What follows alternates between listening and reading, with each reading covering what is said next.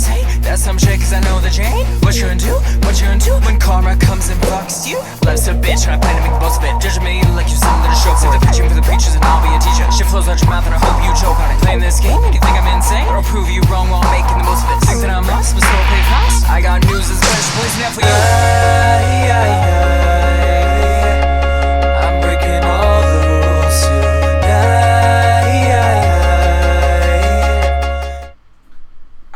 Microphone. Hey everybody, this is Overpass Live. My name is Eric and I make apps. So at the moment, I'm not sure if the live stream is working. Although I can see George Apps, I can see that you see the live stream. But this is going to have to be a short live stream anyway. I think we may be having some issues with live streaming of late. I noticed that last week it didn't. A lot of people weren't notified, and there wasn't too much to talk about because we didn't have any questions. And I think it might be the case this time too. I'm not sure if it's actually working on the YouTube side of things. But just to quickly just summarize my week, because this might be a very short live stream, which is good because the weather outside is fantastic. It's amazing. And I really want to get out there into it. I've been in the office for most of the day, and I'm just eager to get out there and enjoy the California-like sunshine. So this week I've been mostly working on a client application on a game, which I've been really enjoying. I've been doing it in Corona SDK, which is I love working in Corona. However, a lot of times they're a bit slow to catch up with stuff, and I'm a bit concerned now because of the 64-bit requirement. So far they don't have the 64-bit working yet, which we're getting very close to the deadline. And the last thing they said was on the blog post was they're working on it, trying to get it done, but they haven't got there yet. So that's one thing that I've been working on this week. And the other thing is I've been creating ads for my Pro app. So I talked about last week how I started to play around with Google Play sales and just raise the price of the app a bit and then put it on sale. And then this week I started doing Google ads. So I started off with £20 a day, and then I upped it to like £64 a day. So far my cost per install is around £2-3, but the price of the app is a bit more, so I'm gonna let that go for the next few days, and hopefully it's not a very expensive learning experience. But I'm just trying to see whether or not, just thinking about how right now we focus so much on search. So ASO was all about App Store optimization, optimizing for search, and I've been really intrigued lately by something that I heard about whether or not being interruption marketing is the way to go, because I get constantly, I'm on Facebook or on Instagram, and I'm being targeted with ads about earbuds or other things, and it's not so much like these things are pretty much Chinese drop shipping type stuff, but I see them because they're putting them in front of me without me going out and searching for them. So what I heard, and this was like Russell Brunson on the guy from ClickFunnels, he was talking about interruption marketing and search marketing. We've talked before about how interruption marketing is dead, or at least that's what we've been saying for the last 20 years, and because search marketing works so much better. However, if there's two different mentalities. If somebody is searching for your app, then they're comparing it to all the others. They know it exists and they're looking for it. But if your app is put in front of them and they're not searching for it, then you're gonna be the first in their mind. And that's the only situation where you're gonna be the first in their mind, is if you could interrupt them. So I'm in theory that should work. So I'm playing around with that this week, and I don't really have any good results to show because it's just been the last few days.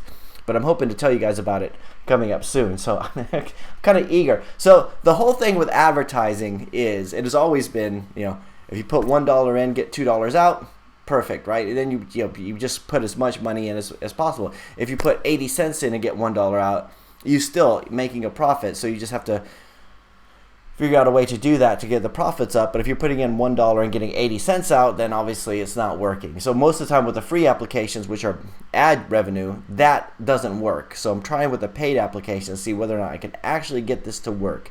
And I'm wondering whether or not having a paid application and a free application, and I'm marketing the paid application, whether or not people would just go to the free application. But I'm trying it out. So at the moment, so let me just go through. So now we got some people here. Last week, we had 7 people, and I wasn't quite sure why. I wasn't sure if it's just people are getting tired of the live stream, or if the notifications didn't go out. But let's see. So George Apps said hello first from Twitter. Thank you very much, George. I think you're the first person to come on from Twitter. Texture Tree, how's it going? Josh, how are you? Making English fun. Hiya. Ionis Volumiotis. That is an awesome name. Hey, how's it going? Josh says, Eric, I dropped a comment on your Key Store video for video suggestion. Would love to see your opinion on that. Yes, you did. Was this the one about CI and continuous integration? I saw that one and I was going to respond to it, but because when it comes to continuous integration, it's the kind of thing that I haven't actually done. I've done Fastlane, but I don't have the whole suite set up. For me, and this just might be, because I've heard about continuous integration for years. Because it's been around for ages, not just in apps, but in everything.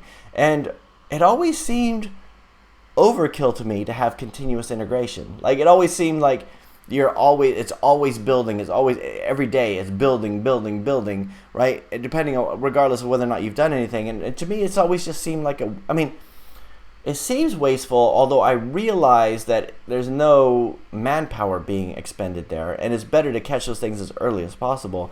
But it's something I haven't actually done. And the main reason I haven't is because I use Corona a lot, and Corona doesn't really have a very good command line interface. They kind of do now, they're getting better, but it's just like, because have this dependency on that. But I should have done it with my native applications, use Ant or something like that, and Ant and Fastlane, and just have the whole thing deployed. But I do use Fastlane a lot, but I use it through terminal scripts. So it's almost like go to the terminal and I run a whole bunch of batch scripts and it goes through and does it. But I don't have like I know like the alpha coders, the badass coders out there, they're gonna have like, oh yeah, no, as soon as I check it into Git, it's a continuous integration build. It goes in, uploads it to cloud. It goes as an alpha build on Google Play, right? And then a notification goes out to all these other people. It gets marked off as a ticket in Jira, right? All this kind of stuff, which is awesome, right? It is awesome, but I've never actually gone through and set all that kind of stuff up. But that's the reason I haven't answered that one, Josh, if that's the one it was about. But Jose Matu says, is app development enough for life? Should I learn other stuff like web development? App development is not enough for life. You should learn like finance. I think it's good to be well-rounded, Jose, because you're like, even I know web development, I know app development, I know some desktop development, and a lot of these skills are transferable. Like, whenever I look at a language, I think about the most transferable language. I was just talking right now about Corona. Corona uses Lua. And there's not a whole lot of opportunities for Lua out there. So learning Lua, where the constructs are very similar, you got ifs and loops and switch and for loops and whatever, while loops, right? You've got all the same constructs, but the syntax is different. However, going from Swift to Java to JavaScript to C to C Sharp, syntactically they're more similar, although the keywords are the same. And if you ever, like for me, going from C Sharp to Java, I always found difficult because the capital S and the different types of stuff. But at least they're kind of similar, so you can get by. It's like I always thinking about it like knowing Spanish and Italian, right? They're not the same language, but they're close, right? There's a lot of things where you could kind of get by with some of those things. So I think just Jose. I think once you learn app development, especially if you go with Java, a lot of that stuff's going to transfer. Now, if you go with Flutter, the promise is that with Hummingbird and the desktop applications, that's going to be something that transfers to all those. But that's the promise. We don't know whether or not that's actually going to happen yet. Let's see. Rahul Singh says, have considered making a course on Udemy or know anything about it? I've heard people are making millions. I've thought about doing Udemy. So doing a course is something I've thought about a lot. In fact, I haven't thought about it. I've actually written outlines. I've done. I've purchased a Teachable subscription, and then in the end, I canceled it because I wasn't even using it. And I think about it. It would be good to do a course, and people have asked me to do a course. If I said, do I have to watch all these videos? Can't you just tell me the important stuff? Which is, But so I thought about doing that, and I think it would be really good in terms of revenue. Here's what bothers me about it, though, and Rahul, it's like I don't want to be that guy who at the end of all the videos says, hey, today I got a special announcement for you, right? You guys could purchase my course for the next 24 hours. You could purchase my course for $49.95. Normal retail price is $9.99 or whatever. Like, there's always, like, everybody seems to be pushing a course, and I kind of get it, but it just seems like, the videos are about the videos. It's like giving. It's like, I like the giving part of it. And I don't want to be I don't want to be like holding back because, oh no, this is for the course, right? Oh yeah, the free stuff, we're just going to do that. And I like doing the videos, but it is something I'm not going to say never, because like I said, I keep going back to it, but then there's still I like creating things. I like creating things, and I like experimenting with things. I like to talk about how this works and things as they go, and I think there's still the evolution of learning new things. I want to get ads working better and that kind of stuff. So C89HD, how's it going? Mega Man 2016 is here. Gianluca is here. Racer FE says, where do you advertise your app? So right now, I hope you guys can hear me. I didn't even do a sound check. Sound check, testing, 1, 2, 3. You guys can hear me, right? So Racer FE. So right now I'm doing I'm just doing AdWords. So I'm doing AdWords using the app campaigns, the universal app campaigns, and I've got the videos, I got all the different things. And the nice thing about AdWords is it uses machine learning. So even now, like when I go into it, it says it's learning which users to target, that kind of stuff. So it's gonna work out to my favor. However, what I really want to do is go into Facebook ads, because those are the ones where, like I said, I don't want it to be search related ads. I want it to be kind of just getting in front of people type of ads. And the reason I haven't done Facebook yet is because I don't have the Facebook SDK in it. So I have Firebase. So the Google AdWords are able to track the conversion. So if somebody's actually made the conversion, they're actually purchased. So like today, for example, to give you an idea, so far today I've spent £25 on advertising. I've made 8 conversions, so my conversion is £2.20, my cost per conversion, but the app costs like £3.80 or something. I can't remember what it is. It depends on it depends on the location, obviously. But I'm only targeting the U.S., Canada, and Germany. Germany was just, I noticed they were downloading a lot, so I went with that one. So those are the ones I'm going with, and I'm going to check those stats in the next couple of days and do it. But it's that feedback loop. Like in the past when I've run ads, I've just run them like pay-per-click because it's cheaper, but I want to do the full cost per install and check that. But I'm watching it with a close eye. Like I don't want to forget that I have the ads going. Like last night, I keep getting limited by budget because I was doing £20 a day, and I went through it like that. I went through it like in an hour.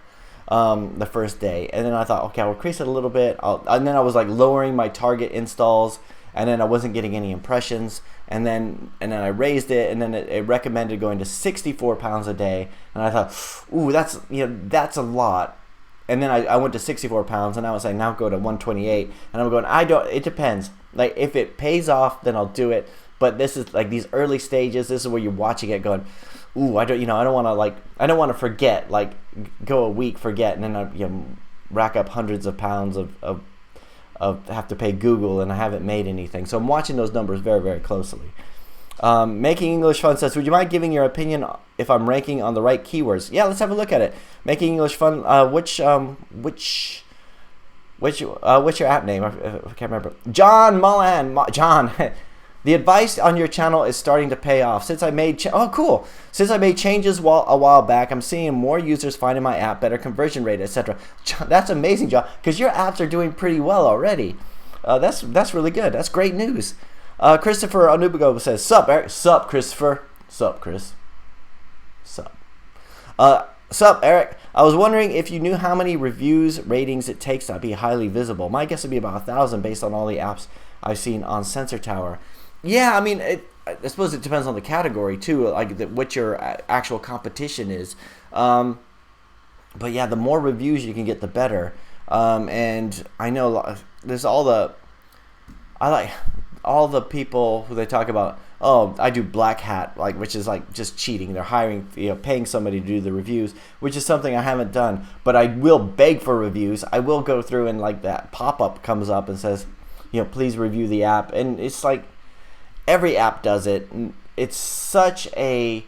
The thing about it is it's such a reflexive action just to close that window, right? It's just, you don't even think about it. It's a pop-up, rate the app, you see the stars, cancel. Like, nope, not now, whatever. You just do it. So we did what's, I've talked about this before. We did one where we had a cartoon character and just like a girl saying, please, right? Because we thought, man, at least it would be a pattern interrupt, right? It would be something... Maybe I sound like I know what I'm talking about. It would be like something different. Something like when it just caused you to like reflexively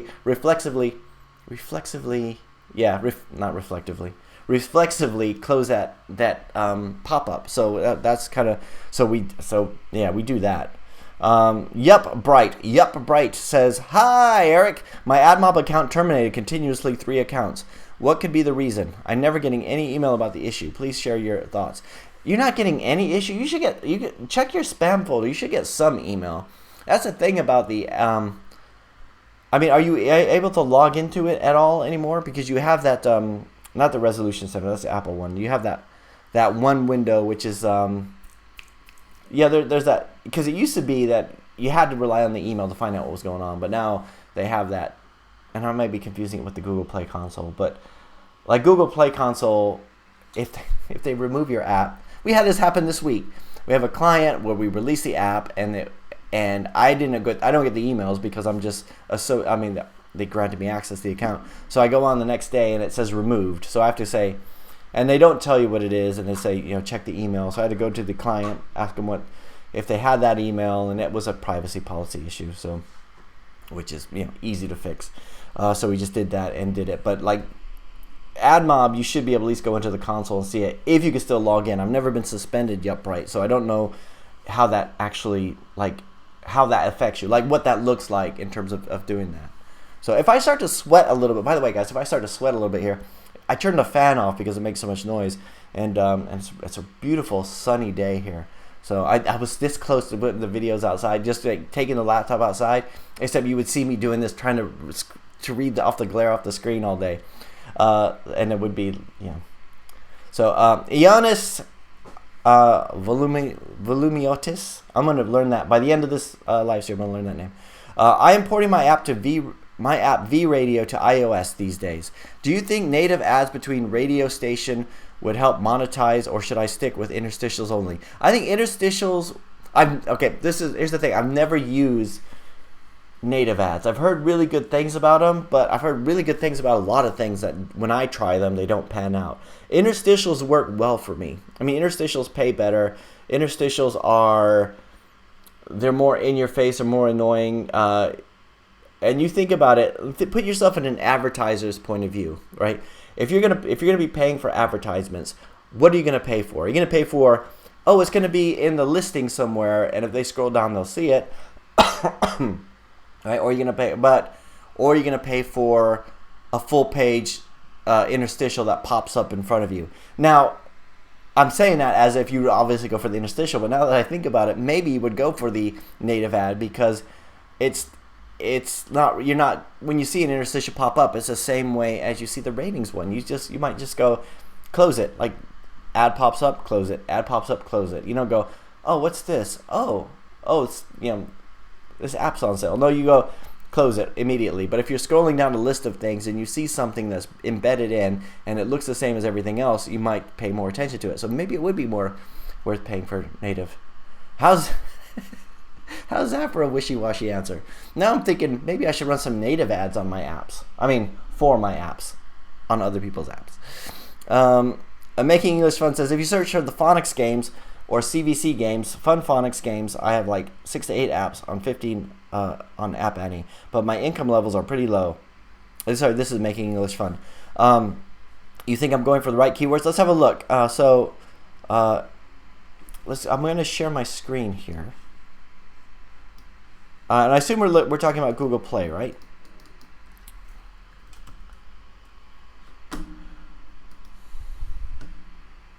Okay, so hopefully you guys can see my screen. So phonics games.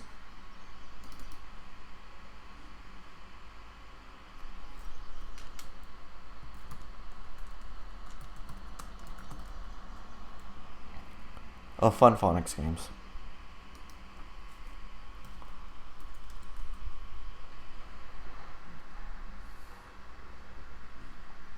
There we go, making English fun. So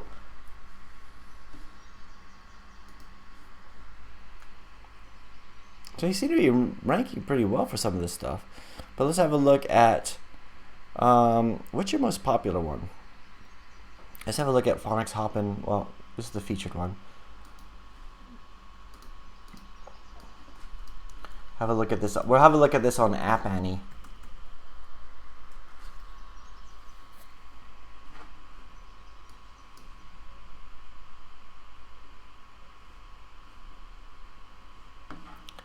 Okay, and log in.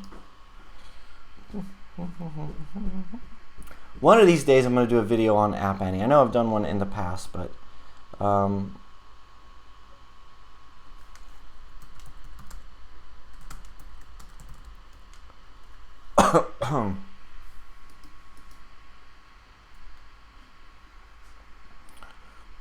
okay, so let's have a look at Phonics Hop and Pop for Google Play.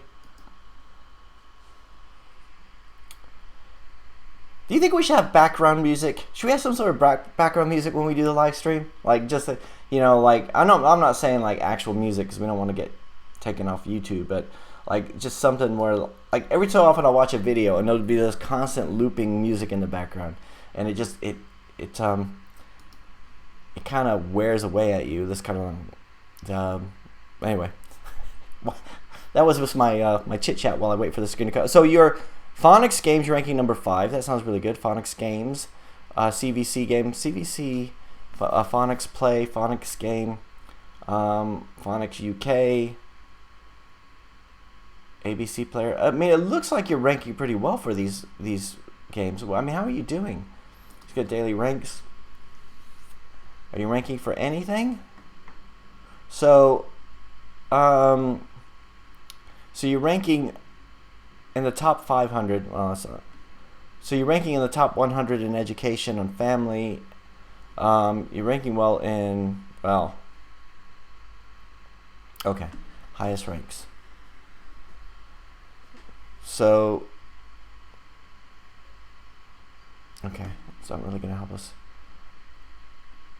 So I can't see the downloads and revenue. So making English fun. I think those look like good ones, but if we were going to look at something else, like something besides phonics, what else could we actually do it? If I was looking for phonics, I'm trying to think. If I was looking for, who would be looking for phonics? What would be the target users? Would it be parents? That would be something to yeah, I mean, I would think, if we think about, if I could think of I'm all over the place. So if I could think about who if it was parents, I could think about children, phonics, children learning to read, learning to write, learning to speak, learning to that, all those kind of things. However, those would be really hard to target, and I think phonics is probably really good, but you think about how that's actually gonna work there. Also, let me go back to your Hop and Pop game. I just want to say, and something you might want to consider. I know I looked at this, all your paid applications here. So we got free for free, and then we've got 99 cents, 99p, 99p. But have you thought about increasing the price of these? Right, it might just be worth it, without ads. And what is the benefit? So let's go with Hop and Pop Professional. So if I was going to buy this for my kids, I mean, it would be, because when I started, that's exactly where I started, 99 cents, 99p. Now it's like, so last week I raised it to $8.99 just to see what would happen, and people still bought it. I mean, fewer people, but people still bought it. So it was like playing around with the price point on the application, right? And if you're buying something for your kids, it's not usually something that you'll balk at, right? If you're buying it for me, I don't know if it's just me. If I'm buying something for myself, I'll go, I don't know if I want to spend $2.99 on this. But if I'm buying it for somebody else, it's like, oh yeah, I love them, I'll do that. And this is something that you're specifically going to buy for somebody else. So it might be something to think about, or at least play around with it, see if that would happen. So let's see, where are we? so downloads across the apps is probably about 500 to 600 a day. Oh, that's good for the top 5, and around 3,000 downloads across all apps. That sounds really good. I think you should stick with this strategy. I mean, you could try some other keywords, but I think and protect those ones. For me, the big one was spy. Spy was my big keywords, but at the moment, I'm still on Google Play here. I don't know. You guys can still see my screen. Like right now, I think I'm falling slowly falling. Oh, I'm number 2 there. So, Spy Ninja Network, and then all the clones and stuff are doing okay. So, but yeah. Let's see. C89HD says, "Do Python is the most popular programming language now? Is it? Python is? I don't know any Python. I think Python is the machine learning language. When I think about it, the only reason I ever think about learning Python is for machine learning. I like Node.js. I write my own scripts from it. I have like scripts that I use to copy images, so resize all my icons. Like that's one thing. I hate resizing images. And I know there's probably I use ImageMagick. I use ImageMagick, and I have a bunch of batch scripts that do it. But then I also have an ImageMagick plugin through npm plugin into Node.js. So I just go into a folder and I resize all the images, and that works pretty well. So, but I never had a need for Python. And the fact that Python, you can't really use it on. I mean, I could be wrong. There's always something. There's always some new framework out there, but you can't really use it in. I don't know what apps. Sorry, I'm not gonna say you can't use it in. I don't know what apps you can use it in, and I mean, you can use it on the server, I suppose, but I don't know. You can't use it in the browser either, or can you? Maybe you can with some other like transpiling thing. Yeah, so that's why I have never really been that interested in Python. But and I'm older. Oh, in my day we grew up with JavaScript, and JavaScript is just fine and good. Thank you very much. So Josh says, thank you so much for clarifying that, Eric. You should check out Bitrise.io if you're interested. I'm currently using that, and literally took me less than 1 hour to set up for the first time. I know I need to. I'm seriously am very interested in continuous integration. Here's the thing, like I have like all my language games are on the same code base, and like when I have to fix a bug, I fix it on the on one of the core libraries. I have to go through and redeploy all those other ones. And because I'm using Corona, and I was using I didn't have a command line interface, I would have to go through and every single one open up. I mean, I had all these Node.js scripts which should copy all the code, change all the settings, do all the stuff, but then it got to the point where I compile it, let it compile on the Corona servers, comes back, and then I go through and upload it, which I would use Fastlane for. But it was just, and I got faster and faster doing it, but I want it to be like that. I want to be able to deploy all of them at the same time, and it hasn't been a way to do that because I don't have the continuous integration. It's good, and the weak link is a Corona on that one. It deploys my APK, increases the version code, etc., and deploys it to the Play Store automatically. It's a blast. I gotta check that out. Let me just show that link, bitrise.io. Riffat is here. It's a party, everybody. Riffat's here.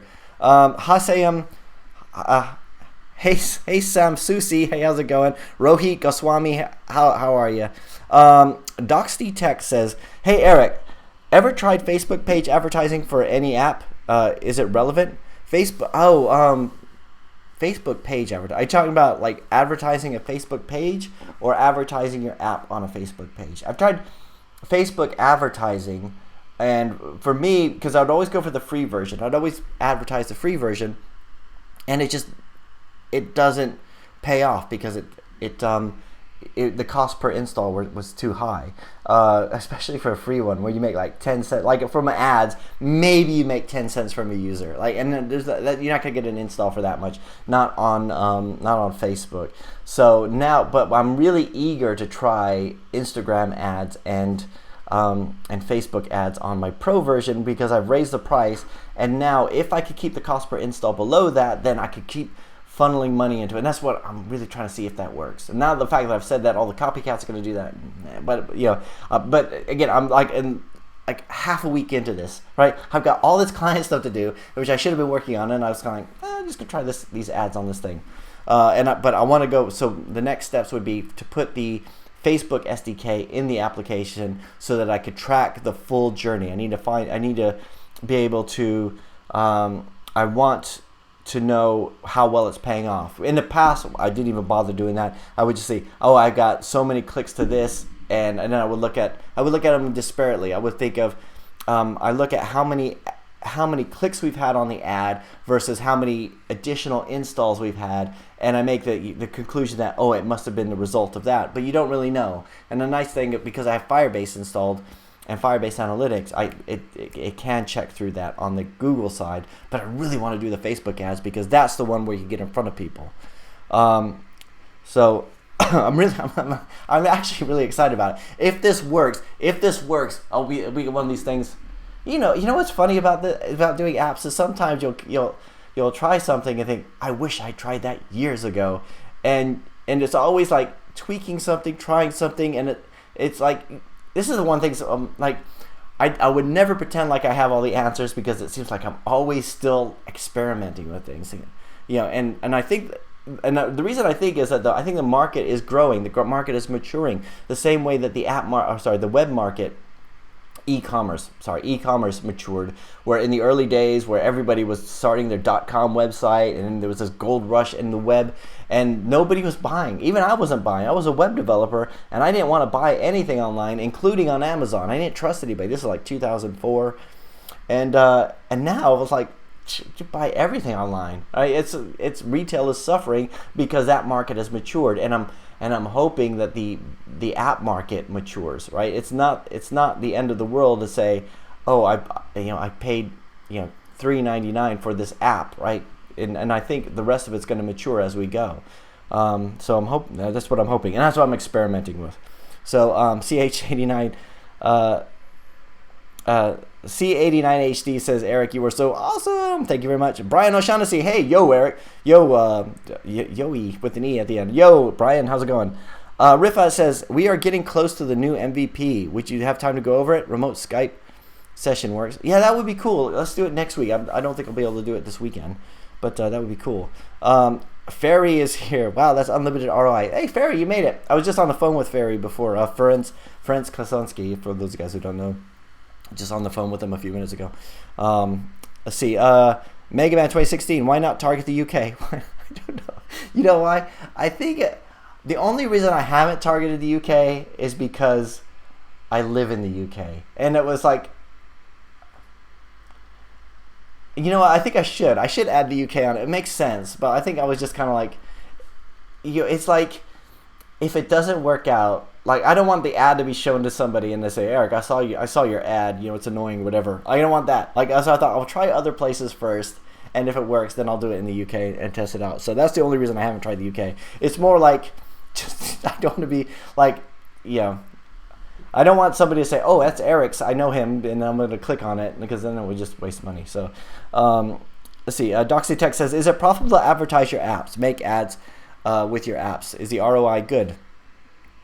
Well, I'm trying to find out. Normally, for me, it hasn't been. So normally, just doing the free apps, it hasn't been. So like, to say I'm going to advertise my free application, which I monetize using advertising, means I'm paying Google to display the ads for Google, and eventually they get all the markup, and and I'm displaying all that stuff.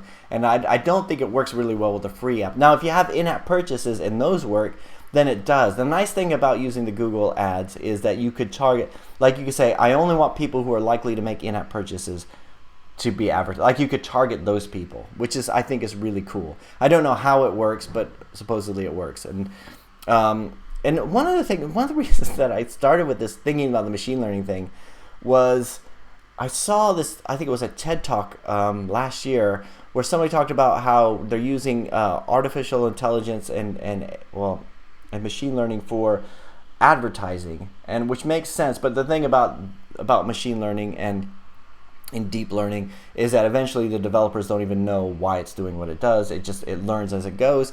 But then she was saying, like, well, imagine a case where it's serving ads and it realizes that a certain group of people are more responsive to clicking on those ads, but those people are compulsive gamblers, and you're selling them gambling apps or something like that. Then that's like not ethical. And I thought, that's true, that's not ethical. I would hate to do that. But then I thought, yeah, let me try this out. I want to see how this works. See if it works out. Like, because hopefully, as more people, so my hope, and again, I'm just experimenting. Right now I'm dreaming about the fact that if this works, if I could pay $1 in and get $2 out, then we have a whole different revenue stream. Right now, Google Play is like £800 a month for app sales and stuff. £800 a month. And I've done my revenue reports before, but like, so, and Google AdMob is like right now it's about 2,200 a month, and Apple App Store is like 200 a month. So it's like, and it's been consistently that. It's always been in-app purchases have always been kind of off the side, the smaller bit of revenue that comes in, or in-app purchases and app purchases, and ads are more what I focus on. But if I can make this work, then, and the only way I can make it work is to either increase the price, and then my conversion rate on the page. So okay, let me show you this. No, actually, no, I don't want to show you this, but I'm basing this on the user acquisition report, and the user acquisition report says of the people who visit that page, only 1.8% actually make the purchase, which is low, but I'm thinking if I could speed enough people through to it, and eventually if I could get this to work, at some point I need to start looking at how do I increase that conversion figure, and maybe it means removing the free app. I'm not sure, but just trying to take something that it's been like this thing that's been generating revenue consistently for so many years, and thinking, am I actually getting as much out of it as I can? So let's see. Rakshita Kasoon says, a good keyword research tool for ASO. There's lots of them out there. There's lots of them out there. There's Sensor Tower, there's Mobile Action, there's the tool. I don't know which one's the best. When it comes to researching stuff like this, I'll either do some of those. We have one on our website, but it's always going down because the API is always changing. And that's one we need to change that, because I get so many emails from people saying, your tool sucks, it doesn't work. And we were using like an open source tool, which is web scraping, and I did a video about that 2 years ago. But there's other things you can do too. I mean, looking at other applications, looking at an App Annie, looking at even just using Google Play, going into Google Play, and let's say, I should show my screen. I mean, if you don't have any money, one of the easy things to do is just say, okay, Spy. What's a good one? A Spy Ninja Network, Spy Camera, Spy A would be Spy Apps, Spy App for Cheaters, Spy App Academy, Spy B, Spy Bullet. So you start going through here and thinking other words that people would be searching on, because they're gonna the auto suggest on Google Play is gonna be based on what other people are actually searching on, and that actually does it. So I go ear S, your Spy is up there, your A, your agent. There you go. So it's like, it is actually, if you're looking for other keywords, that's a very simple way to do it. I also would go through and, like, if a keyword is too crowded and you can't get into it, I'll just go for the thesaurus, which is really low tech. I mean, and I know if you're an ASO guy, you're like, I only use Sensor Tower and I'm pay whatever because it's worth it to me. It hasn't been worth it to me in the past. Like, I would use it for a few months and think, I don't have time to look at this. I don't have time to keep doing this, right? It seems to be this black art of ASO sometimes, where you think, if somebody would just be a bit more clear about this, and but yeah, I mean, that's not really a good one. So let's see. Whoa, what are we talking about? Chord Funk, how's it going? Sam SY says, excuse me, what do you think of my game launch 2 months ago? 50,000 installs, 40,000 uninstalls, 1,000 installs every day. Good. 2,000 players daily, around 555 hours daily, but revenue is low, around $200 IAP and $100 for ad. I'd say like, it sounds like you're doing really well. It sounds like you don't have the monetization right. My question to you, Samsai, would be, how many ads are you actually showing in this? And you don't want to do, I mean, I know, and are you doing interstitials, and are you doing rewarded ads, and are you actually going through and doing that kind of stuff? Because it's because it could be as simple as that. Are your in-app purchases, how much are they going for? The thing about ads, and hopefully you could make enough money from ads, but even having the ads, and you have the feature to remove the ads, if it's a really good game and people are really involved in it, then it's going to be more compelling the more ads that you show, right? And it's as bad as that sounds. You don't want to show too many because then it gets really bad, really spammy. And nobody who creates an app and they love the app that they created and they put it out there and they put all their blood, sweat, and tears into it wants to put a stupid ad on it. But that's just the way it is. I mean, some people do. I mean, I know there's apps out there that are just ad delivery mechanisms. But no, I would say that. Rohit Goswami says, Eric, I don't code, so I need to hire someone to do it for me. Cool. I am making my first game app. Do you think it's better to hire someone to work in-house with me full-time or a freelancer? Thanks. It depends on... this is a good question. Getting a freelancer is... I think getting a freelancer will be easier for you because you don't have to keep going with them. If it doesn't work out, if you get somebody in-house, then you find somebody you like and you have them. I have this conversation a lot about hiring somebody full-time or part-time. People say, what? Because I'll hire somebody and then they'll drive me crazy, and then I'll be like all stressed out, and then everybody will say, well, why don't you just hire somebody on Upwork? And the thing about Upwork is you might find somebody really good, but then the next time you need them, they're not available, or they're busy working on 8 different projects or 10 different projects because you don't. There's no exclusivity there, right? They're sleeping around. They're doing other jobs. Sorry, I got a little bit of a cough. So they're doing other stuff. So if you have somebody, like if you need those resources, then it's good to have them in-house, so that you can have that close working relationship with them. I've been working with the same designer for the last 4 or 5 years. Excuse me, sorry about that. For the last 4 or 5 years, and it was so hard on the design side of things before that. It was so hard because I would find somebody good on Upwork and they would do something, but they could do comic book strips, but they can't do, or they could do the icon, but they can't do sprites, and then they could do this, but they can't do that, and I know it was constantly just hiring people and trying to find the right people, and then the designs change, and then when you find somebody that you really work well with, where you just say I want something with this kind of feel, then it's worth doing. But until you get to that point, I would say go with a freelancer. Rohit. John Mollahan says, I added native ads to the list. Well, I lost my place. I added native ads to the list in my app. Users hated them and asked me to switch back to banners. Really? I think but you think about it, it's easy for them to ignore banners. Like, I could understand. When I watch a sporting event, and again, when I watch baseball. A lot of times I'm in the office at 5 o'clock in the morning, and I catch the final innings of the Padre game, San Diego Padres, and they not only do they have ads, although on MLB TV they take the ads out, but throughout, not just in ads, but they have the native ads, which is and now our Wendy's Sportscast or our pitch count by Carl's Jr., right? And they'll have something that they just put this in-app, it's almost like product placement within the ball game. And that's what I see native ads as being. And I imagine that it costs more because when there's an ad break and you can get up and leave, you know how to ignore that, and you can ignore a banner. But, but they're still your users. I mean, they're your users and you love them. You don't want to, force them to do, look at ads if they don't want to.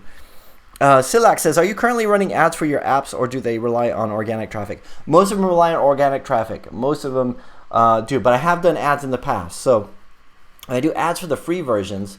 I only did them in terms of trying to get some momentum, get some reviews, get some rankings in them, right? Because you have to get them in front of people somehow, right? So you have to,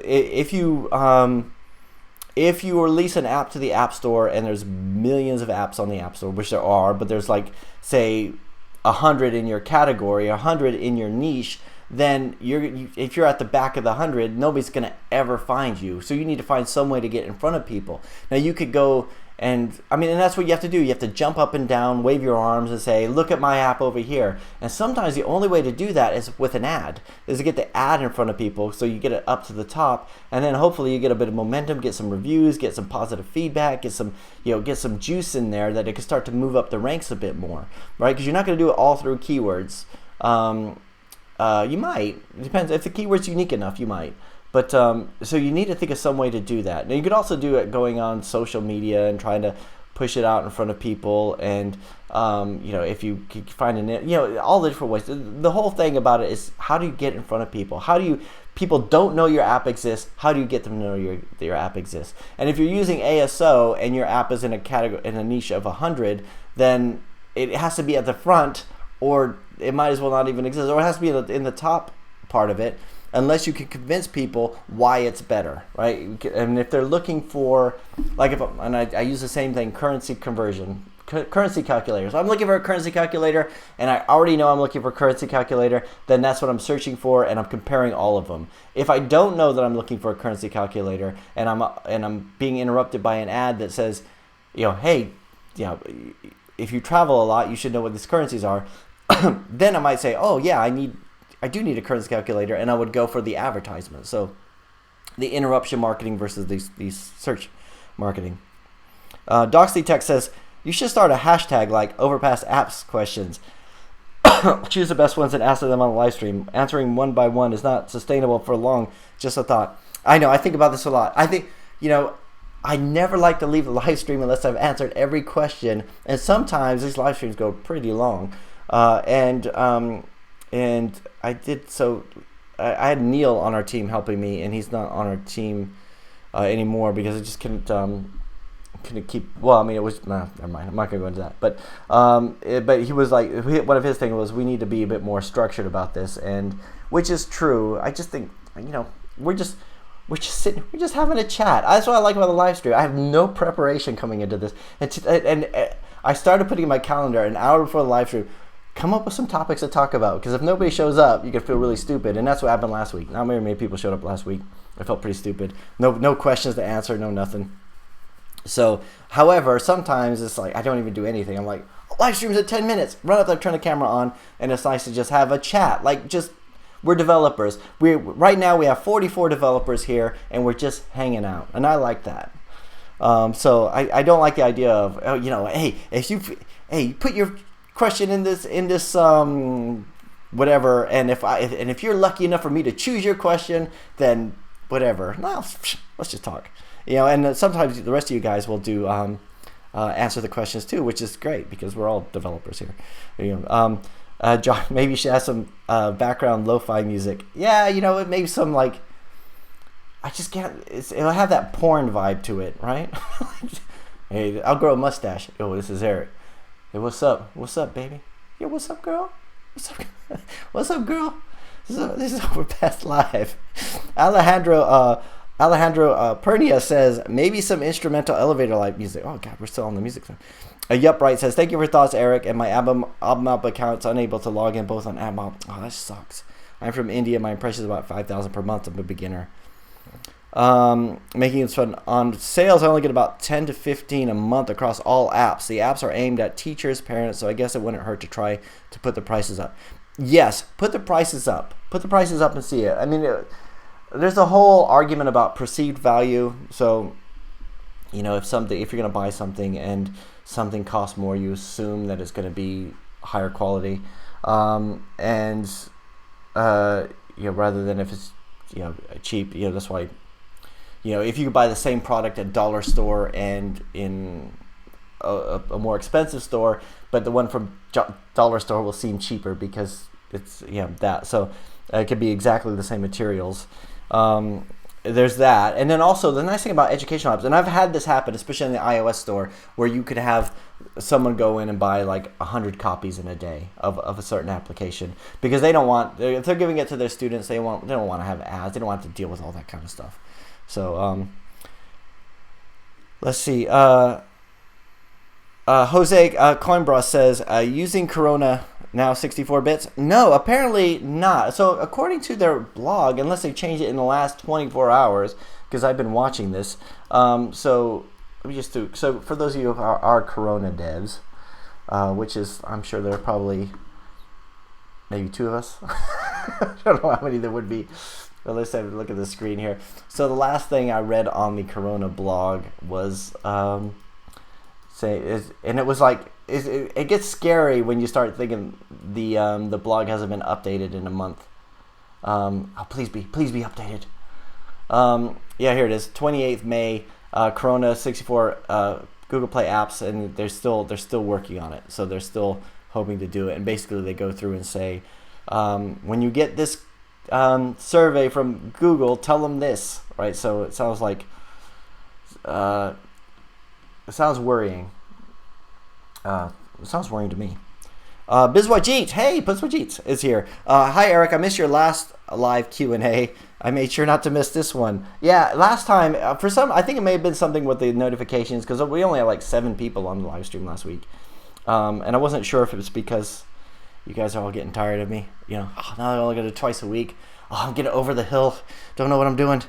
Walk the Talk says, hi, my CTR is below 0.5. Is it normal? It depends on the ad. I don't even know what my CTR, my click-through rate is, to be honest with you. I watch the number of impressions, and I watch the revenue, but the click-through rate, there's not much you could do about that, right? It's the quality of the ad is going to dictate the click-through rate, unless it's the positioning, and the positioning should not dictate it at all. Like, it shouldn't be like, unless it's more prominent, but like there shouldn't be any accidental clicks or anything like that.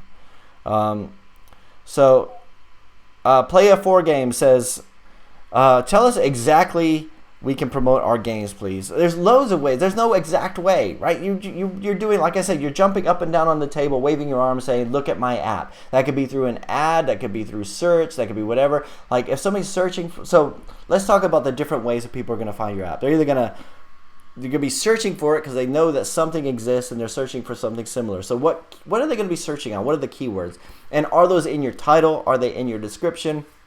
And if they are you showing up in the search results relatively well in there? And if you are, how does the icon look? So and if they're not looking for it, then who are your target users and how can you get to them? And you might know who your target users are by looking at your analytics. So like if you look at your analytics, and depending on what you have, what kind of analytics you have, you might know the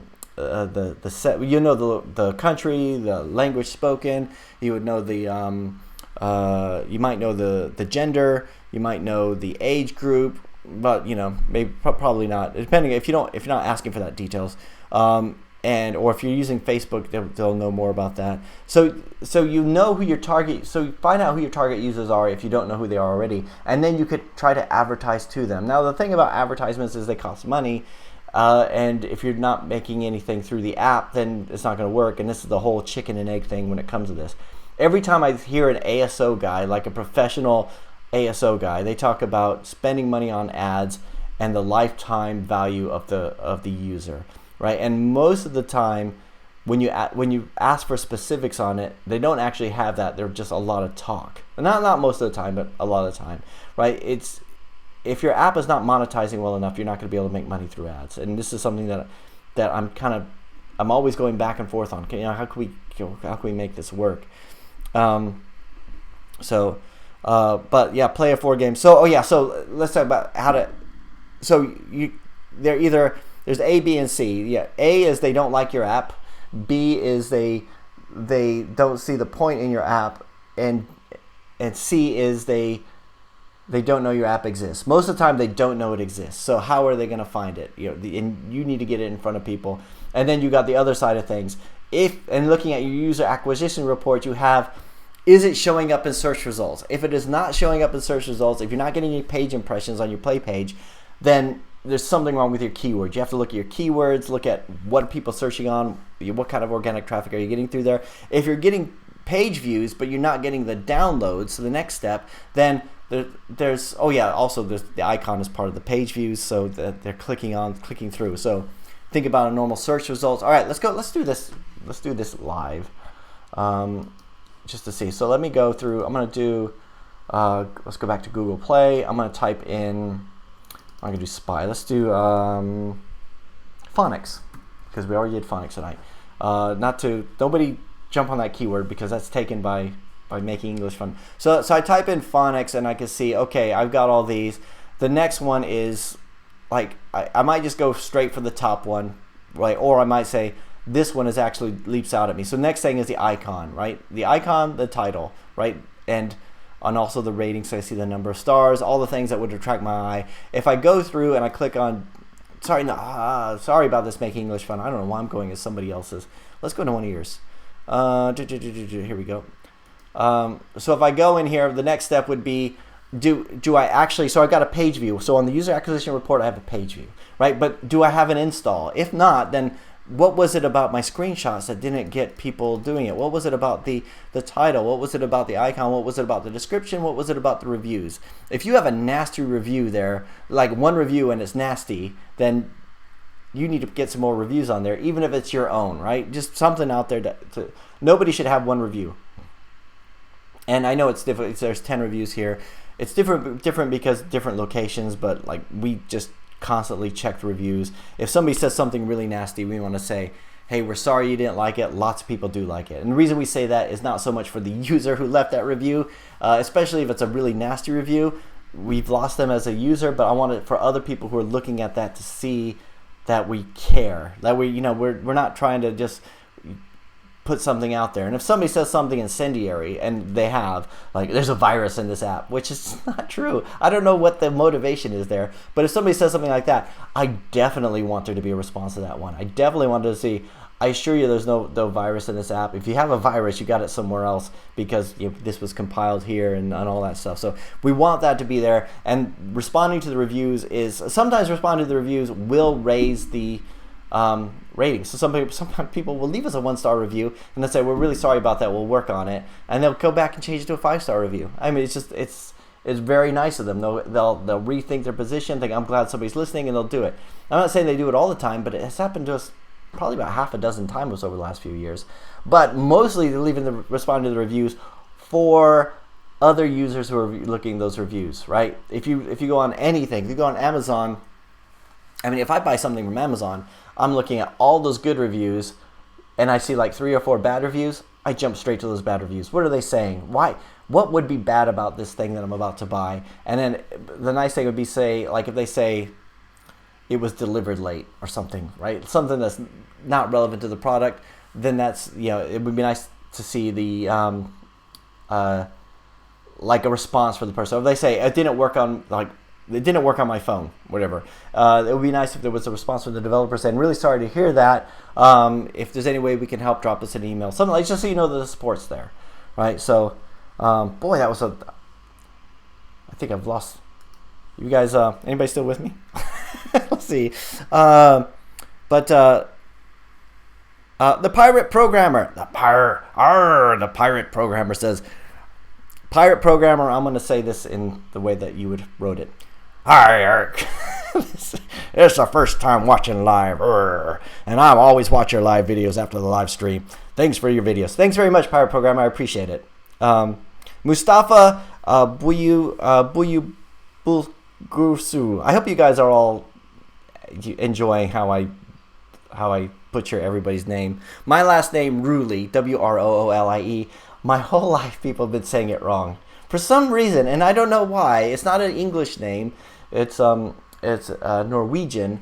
But like in America, every teacher I've ever had, drill sergeant, everybody mispronounced it. They'd always go, they'd be reading down the list of names, and like to mine go, oh, help me out here,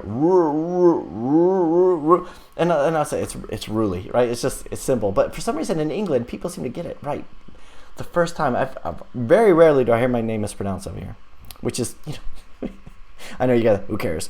Rifat says, Mustafa, hi Eric, I'm here again. I'm glad you made it. Rifat says, hey Mustafa, add me to LinkedIn where you were based. Okay. You are sharing your ad mile revenue day by day. This has motivated me. Yeah, Mustafa. So if you guys aren't following on Instagram, I'm trying to make better use of Instagram. You know what? Instagram is the one where I'm thinking, I don't know why I want to be better at Instagram, but it just seems like it's the popular thing. Like I was, if you were watching the channel a few years ago, I was doing Snapchat every day, and it was fun. I was enjoying doing Snapchat, but I'm finding it difficult with Instagram. So I've been putting our ad mob revenue on every day, and I'm not showing the RPMs or the number of impressions, which I'm not allowed to do. I'm just showing the revenue each day. I'm trying to do it when I'm in the gym in the mornings around 7 o'clock, so you can see. And I'm trying to post other things on there, but yeah, I'm glad you appreciate that, Mustafa. I'm glad somebody sees it.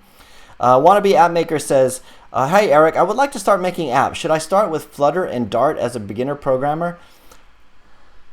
It depends. I mean, as a beginner, a lot of the constructs of programming are going to be the same. I mean,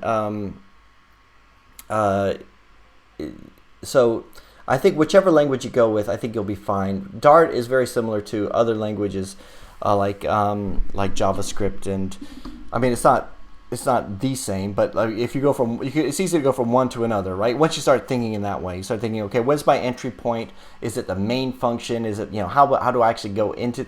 How does the code actually start? What are the events? I would have an if statement, a switch statement. I mean, look at if you go into the Dart coding, it's all the same things. It's operators, how to create a function, how to create a method, all that kind of stuff. Like none of them are completely different from each other. They're all very similar. So I think if you did go with Dart, you would start being able to, you would be learning something that was very new. So you might have a little bit of competitive edge if you go to get a job. Hopefully you would have a little bit of a competitive edge, whereas you're not going into a super crowded market. And at the same time, you would be learning things which you would be able to transfer to other stuff. So I find it easy. Like for me, I hate Objective-C. Like I could do Objective-C a bit, but like mostly not. But so I really like using Swift. Using Swift I think is much easier because it's similar enough to Java, which is similar enough to C#, which is similar enough to JavaScript, and they are not the same language. And they're the kind of things where you're going to get tripped up on things when you switch from one to the other, but they're close, right? It's just So I think you'll be all right. I mean, ask any developer out there, and they'll tell you that. When you learn one language, don't keep switching from one to the other, thinking one's better. Stick with one and learn it. If you're going to do apps, Flutter would be a good choice to go with. I mean, it's a lot of energy behind it, and they're really bringing out a lot of really cool stuff. Doxy's Tech says, "I tried Swift, Java, React Native, and Flutter. Stuck with Flutter. What do you think about it? What do you prefer for development?" Right now I've been doing Lua this week, and I'm not saying I'm doing Lua because it's the best language. I'm not a big fan. I would much prefer to do it in Flutter, but it's a game. I wanted to have the game loop. I thought about and it was like something I had to get done right away. So it was like every time you learn a new language, it slows you down. It slows you down because you're getting used to it. And I didn't go with Flutter for it. I probably should have. So I'm a bit like I've been watching a lot of YouTube videos lately there's this one, I can't remember what his name is. I should have. It was I think he has more subscribers than I have, but he does like a 1 day project. He does like a 1 day project where he does a Flutter thing, and he'll go through and do and to speed up the camera and do all the fun. And I love watching that. I love watching somebody doing the hot reloading and encoding in one window and have the other window there and just going through and just bam, bam, bam, bam, bam, and that's what I want to do. It's the nice thing about Lua or Corona is the quick feedback loop. So you're running in the simulator, and as you update something, every time you hit save, it just hot reloads and just reloads. And Flutter does that even better because it keeps the state within the application. Like if you go, I go through the home screen, and then I go to this screen, to this screen, to this screen, and I enter my username and password, and I go to this screen, and then you make a change to that screen. It doesn't take you all the way back to the beginning, right? And that's and it's even better than doing something where you have to compile every time. The video I have coming out tomorrow is talking about the problems I had this week with Google Play Game Services, putting Google Play Game Services into the Corona app. And the hard bit about it was in order to test it, I had to compile it to a physical device. So it was like make a change, compile it, deploy it, look at it, nope, go back, looking at logcat instead of the the terminal window, and it's just, whenever that feedback loop gets slower, that's when it stops becoming fun to me. I like to just quick, and that's one thing that Flutter gives you. At least, my opinion. You guys may disagree. Let's see. Concrete says, I plan to publish my first small game in 2 weeks. I plan to publish 2 weeks or so on mobile. How can I increase downloads to minimum 10,000, no matter the quality of the game? Games like Catch Up Voodoo. How can you increase the downloads to a minimum of 10,000, no matter the quality? I don't know.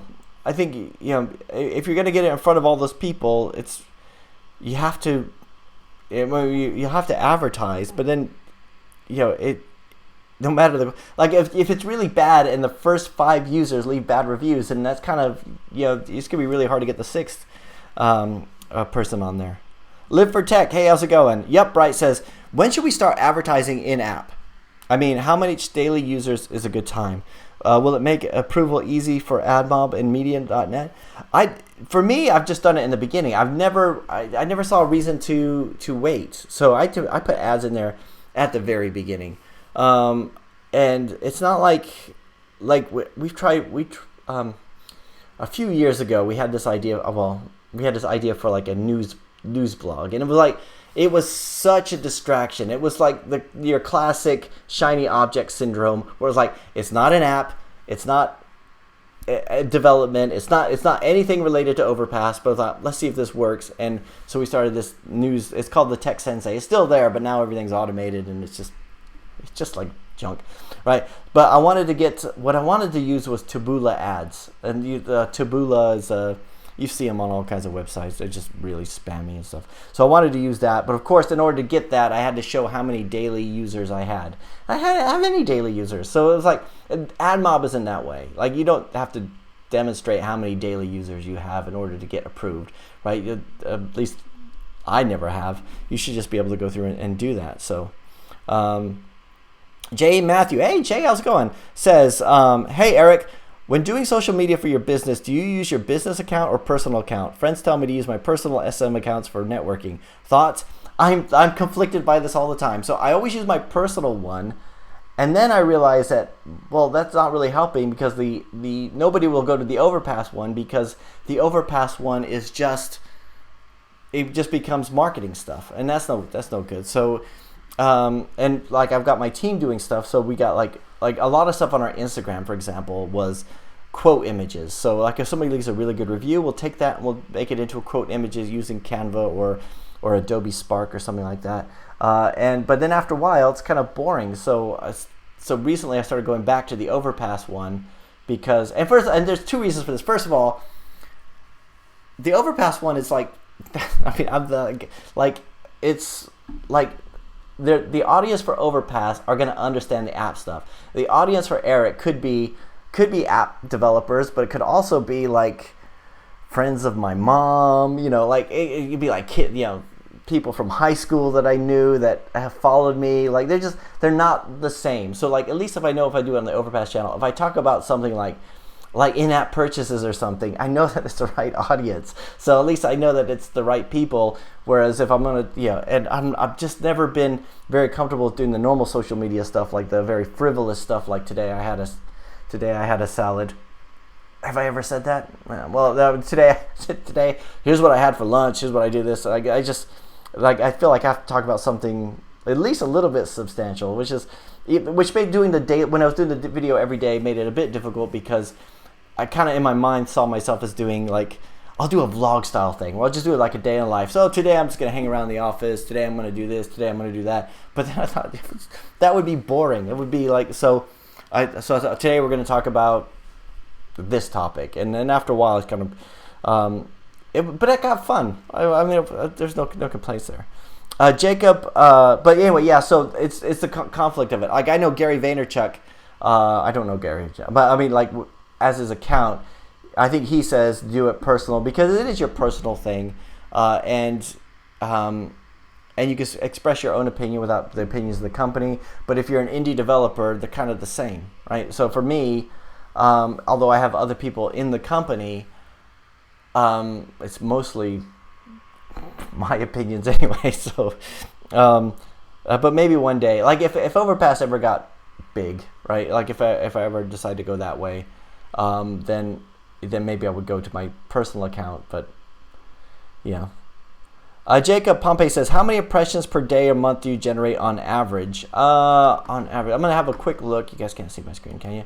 That's the thing. I don't want to get my ad mob suspended because I showed my RPMs. But let's say for the last 30 days, I've had... Actually, I shouldn't have said that because then you can figure out my RPMs. I've got a lot. I've got like... hang on, it's loading.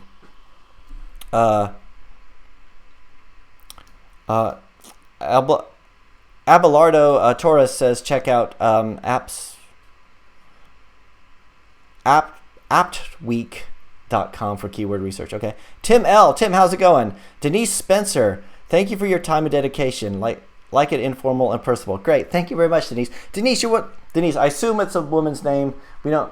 Like, I look at the statistics for the channel. It's mostly men. It's like 93% men. So appreciate you being here. I mean, even just women in tech in general, it's like it's so under. Well, we all know the problems with that. Let's see. iReality HK says hi. Hey, how's it going? Let's see. Hawk. I always never know how to pronounce this. So I'm still looking at my impressions for last month were just over 200,000 for the last 7 days. So yeah, it's quite a bit. I mean, it's really difficult when somebody says they have an app and they've got. I mean, you really, like the thing with advertising is you need to have like a lot of impressions in order to make that work. Hawk Hauke says, would you have a look at my app? My new Flutter app is a Dutch app, so we'll have a look at this. Share my screen here. And this one is loading. This one is called Nederlandse. Sorry, I'm not even going to pronounce. Okay, so we got have a look at it. So you only have 2 screenshots,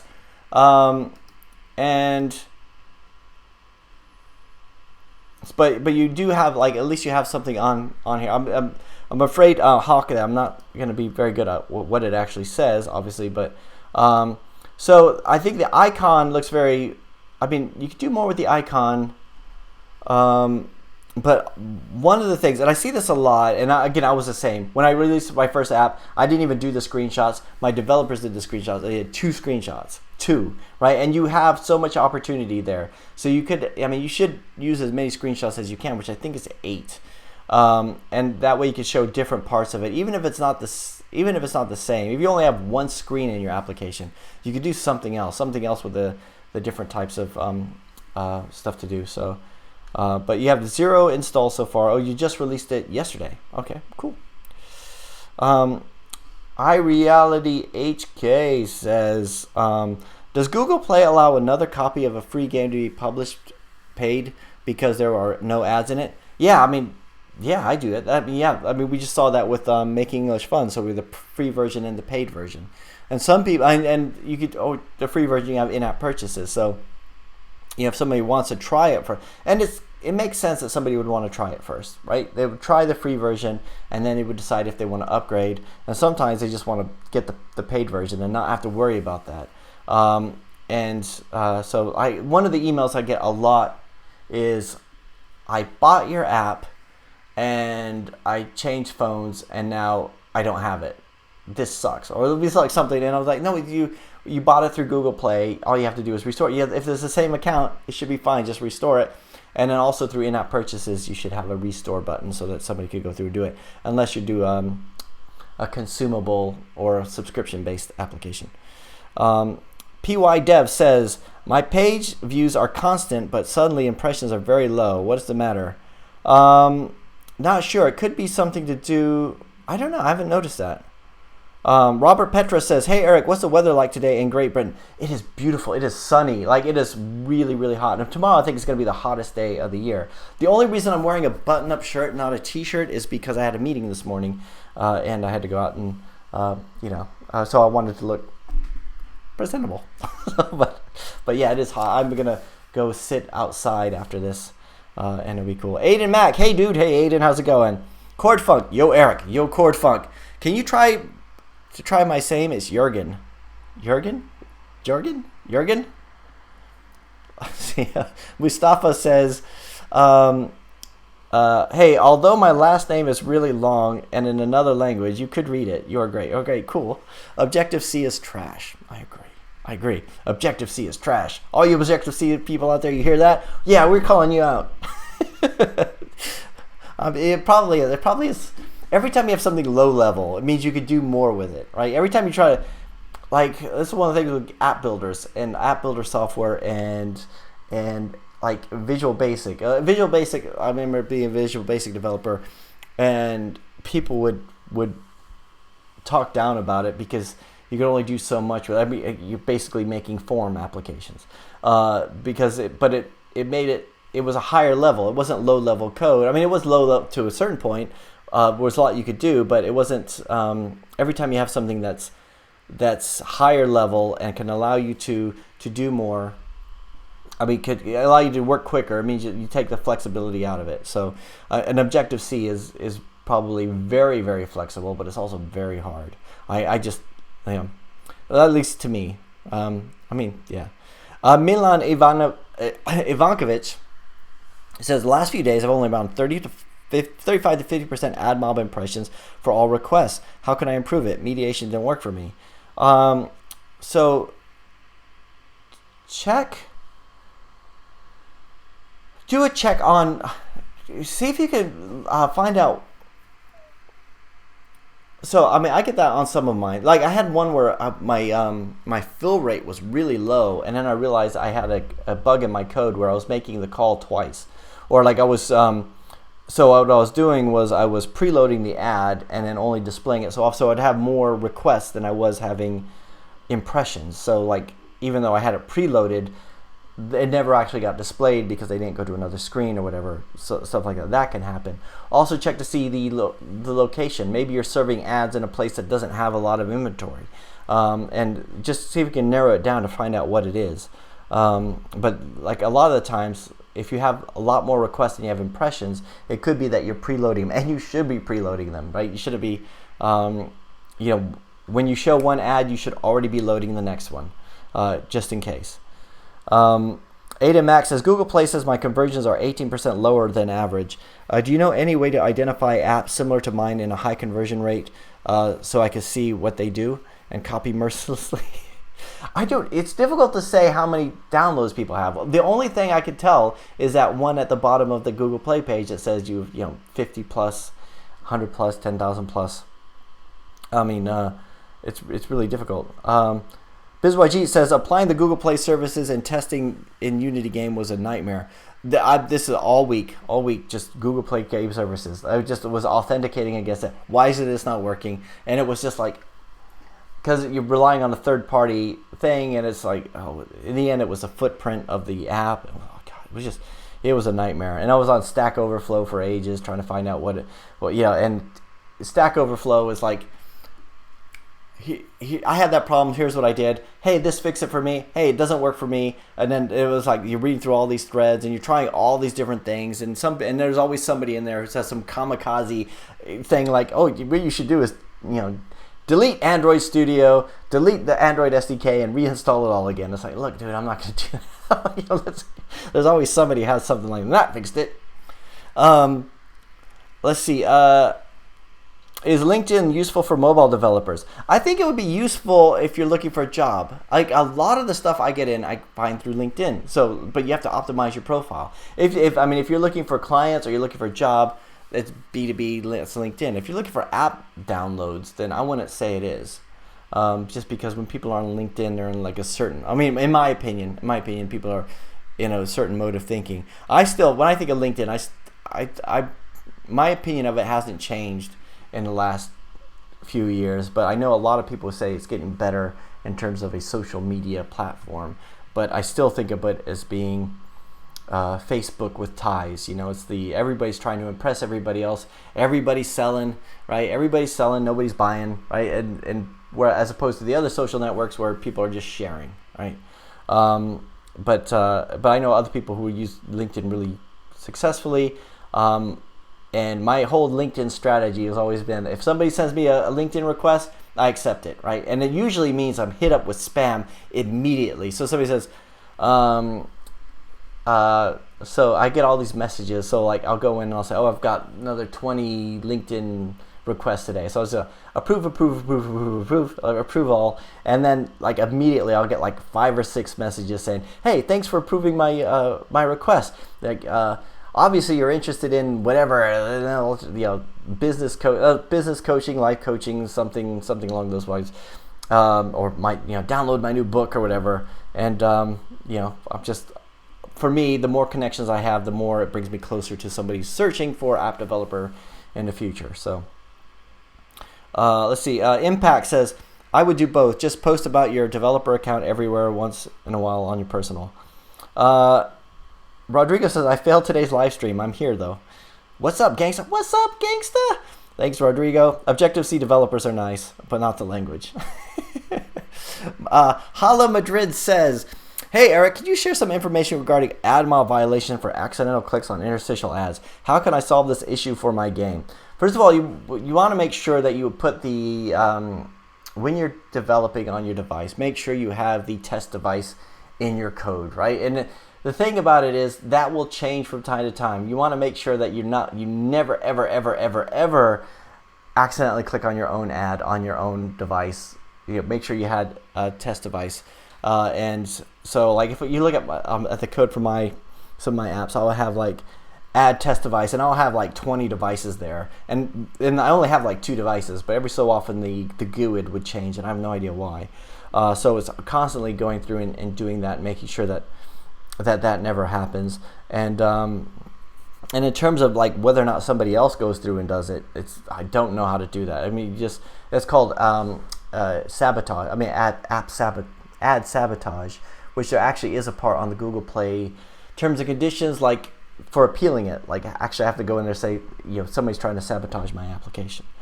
So Impact says, hey, do you know if there's any good way to test an app on different phones for Google Play? Yeah, so Google, Amazon has Amazon Mobile Device Hub, I think it is. Well, I forgot what it was. They bought AppThwack, which was like a way to test different devices. However, if you release it as a alpha or beta build, and Rodrigo will tell you this, if you release it under there, it will run a bunch of tests. I've never done that. I've never done that yet, but you can go through and check the compatibility on different devices that way. And Rodrigo says, do you have problems because of the new Play Services libraries? I had loads of problems with Google Play Services this week. I finally got it working, but it was like I was getting an error back saying it was like error message 8, internal server error from Google Play. I checked through all my code, make sure I'm sending the right stuff. I go through, reread the documentation. I know I've implemented this before.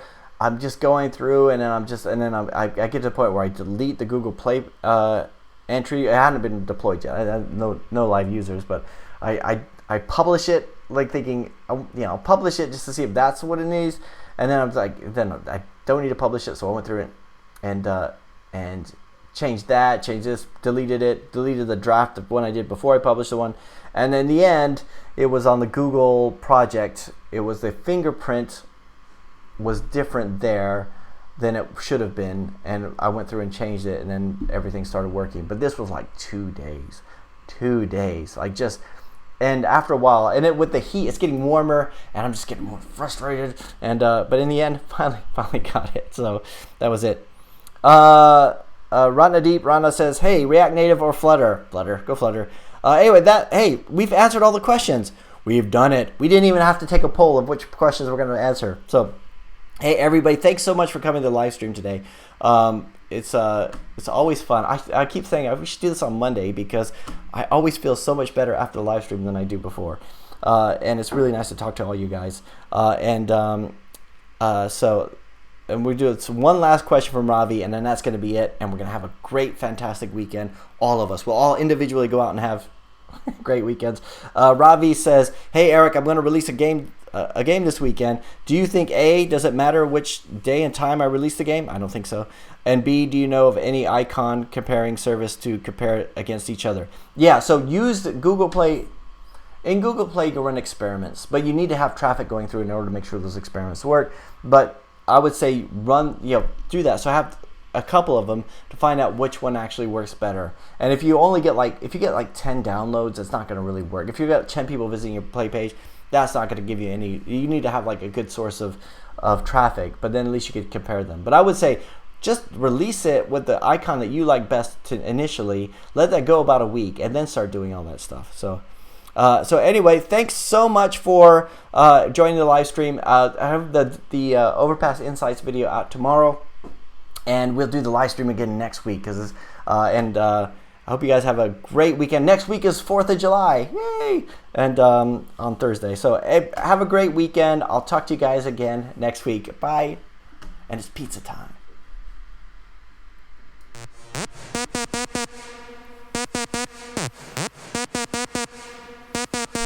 Taking this blindfold off to see what this life's all about. Threw my virtues to the ground, drinking from the devil's cup.